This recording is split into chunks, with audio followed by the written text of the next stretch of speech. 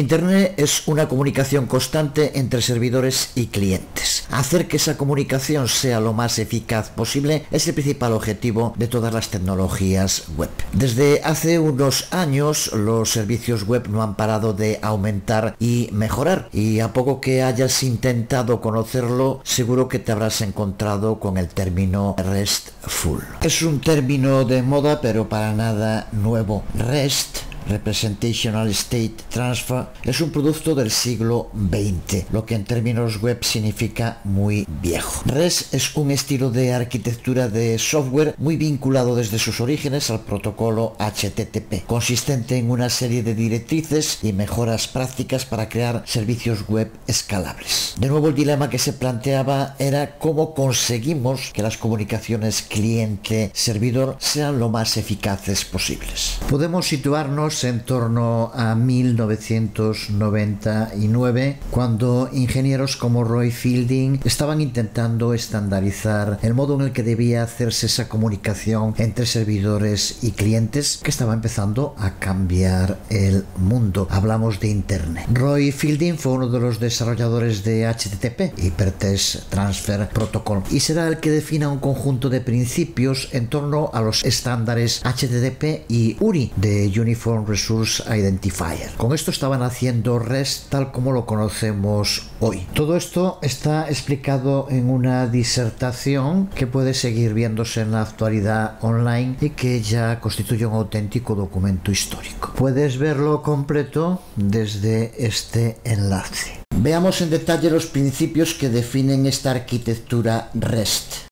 El primero es que todo lo que se mueve a través de las comunicaciones de Internet es un recurso. Para entender este principio tenemos que partir de la idea de que los datos se representan por el formato específico que tienen y no por un archivo físico. Cada trozo de datos disponible en Internet tiene un formato que se describe por el tipo de contenido: JPEG para imágenes, MPEG para vídeo, HTML, XML o documentos de texto, y datos binarios. Son los recursos que podemos ver en Internet, a los cuales en los protocolos de transmisión de datos tendremos que referirnos como image JPEG, vídeo MPEG, text HTML, text XML, etc. Segundo principio que define REST: cada recurso tiene que ser identificable por un identificador único. Hay una cantidad de recursos diferentes en Internet y todos tienen que ser accesibles. Por ello tiene que existir una URI única que los identifique con respecto a todos los demás. El tercero de estos principios es que ese protocolo de transmisión de datos tiene que usar siempre los métodos estándar HTTP, que están definidos en el protocolo nativo HTTP y donde se definen 8 acciones distintas, también conocidas como verbos, las que ves en pantalla. Un cuarto principio clave es que los recursos pueden tener múltiples representaciones. Una característica clave de cualquier recurso es que puede ser representado en distintos formatos que son diferentes de aquel en el que está almacenado. Por poner un ejemplo sencillo, podemos tener almacenado un recurso con un formato XML, sin embargo podemos solicitarlo con una representación que sea, por ejemplo, JSON. Esto nos permite que los recursos puedan ser solicitados o publicados en diferentes representaciones. Mientras que el formato que especifiquemos sea soportado, el punto de destino habilitado por REST va a poder utilizarlo.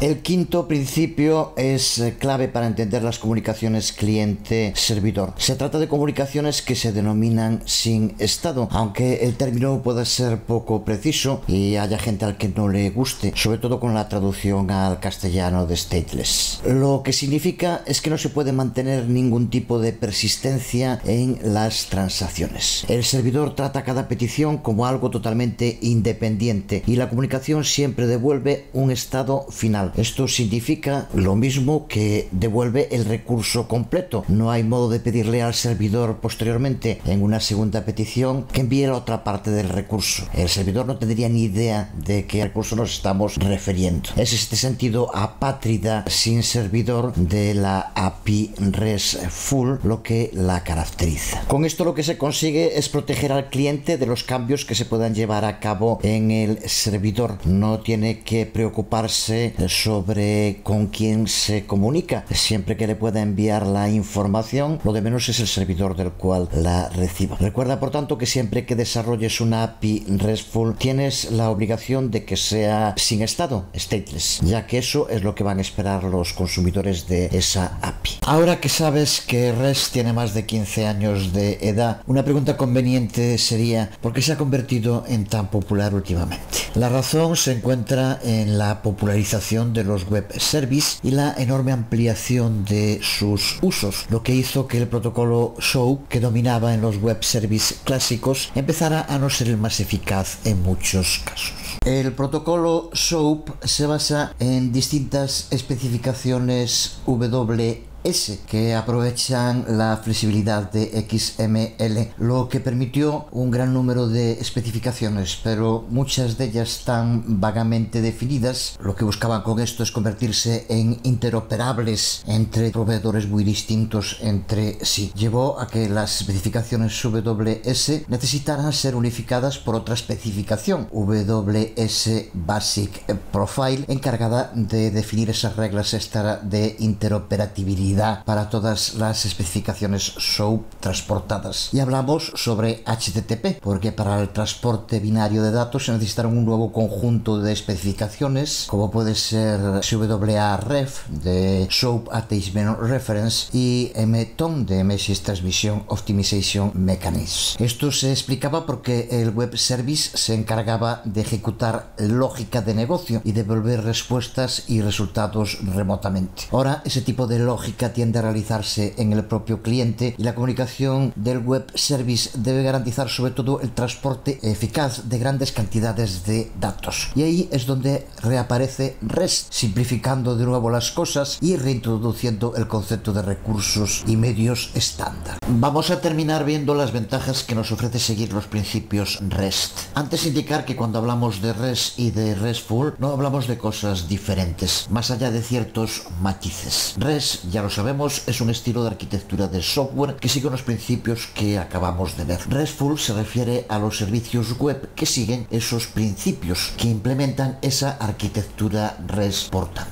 ¿Qué ventajas presenta su utilización? La resumimos primero: separación del recurso y la representación, visibilidad, seguridad, escalabilidad y rendimiento. En primer lugar, separación de la representación y el recurso. Un recurso es simplemente un conjunto de información y, como hemos definido en el principio 4 de REST, puede tener múltiples representaciones. Pero recuerda que el recurso no tiene estado, corresponde al que lo llama especificar en el encabezado de la petición HTTP el tipo de contenido. Una vez recibida esa información, será la aplicación del servidor la encargada de manejar la representación y devolver el estado HTTP apropiado. HTTP 200, OK, en el caso de éxito. HTTP 400, petición incorrecta, porque incluye un tipo de contenido, una representación no soportada por el servidor o por cualquier otra petición incorrecta. Y HTTP 500, un error interno del servidor cuando pasa algo inesperado durante el proceso de petición. Por ejemplo, asumamos que en el lado del servidor tenemos los recursos almacenados en un archivo XML y tenemos una API que permite a un consumidor solicitar el recurso en varios formatos, como puede ser JSON, zip o el propio XML.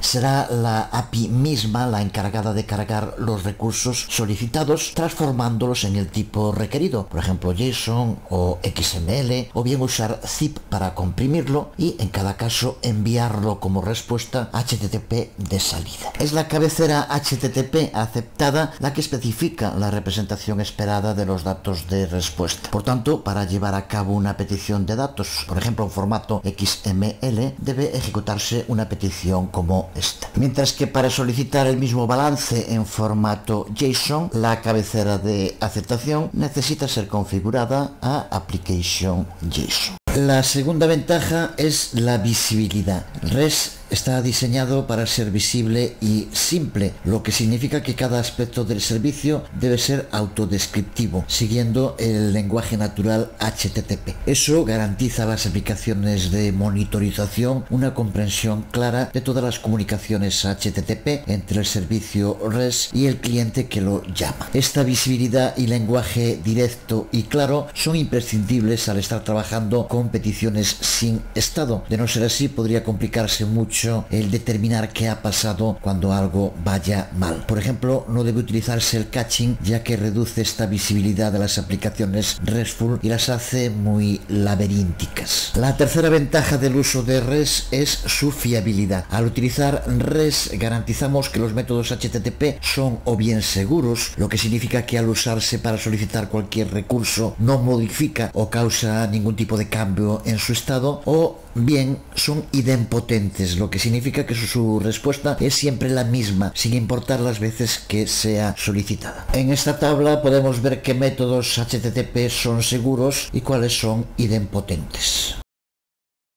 Y por último, que también es la principal ventaja de usar REST, está en su escalabilidad y rendimiento. Hasta ahora ya hemos señalado varias veces la importancia de tener implementación sin estado y comportamiento sin estado para una aplicación web RESTful. La World Wide Web es un universo enorme conteniendo una gran cantidad de datos y en ocasiones una gran cantidad de usuarios ansiosos de acceder a esos datos. Esta evolución ha aumentado la importancia de que las aplicaciones deben escalar fácilmente a medida que su carga se incrementa. Escalar aplicaciones que tienen un estado es difícilmente posible, especialmente cuando se necesita un tiempo de espera cero o próximo a cero. Esto es lo que explica que no tener estado es crucial para cualquier aplicación que tenga que escalar. En el caso del mejor escenario, escalar tu aplicación puede requerir otro servidor, el uso de más servidores, aumentar el hardware. Esto permite que haya un equilibrio en la carga. No hay ninguna necesidad de que los diferentes nodos sincronicen entre sí, ya que no tienen que preocuparse por nada que tenga que ver con el estado. Así que la escalabilidad se reduce a servir a tus clientes lo que necesiten en un tiempo aceptable. La idea es mantener tu aplicación ejecutándose y evitar que se produzca la denegación de servicio, el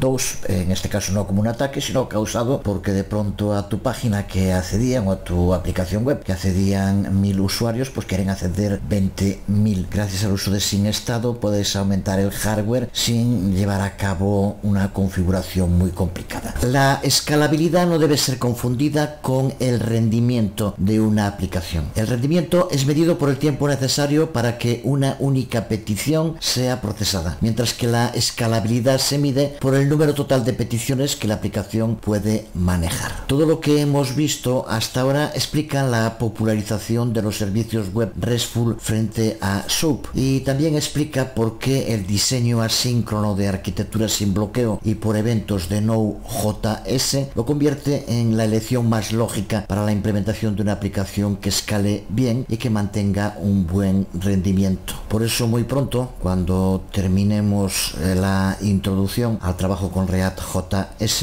empezaremos un curso dedicado a la creación de una API web usando RESTful.